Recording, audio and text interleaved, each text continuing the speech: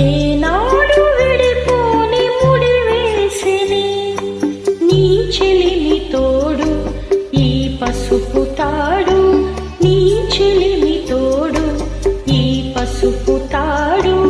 ఈ మధురయామిని ఏ జన్మ స్వప్నాల అనురాగమో,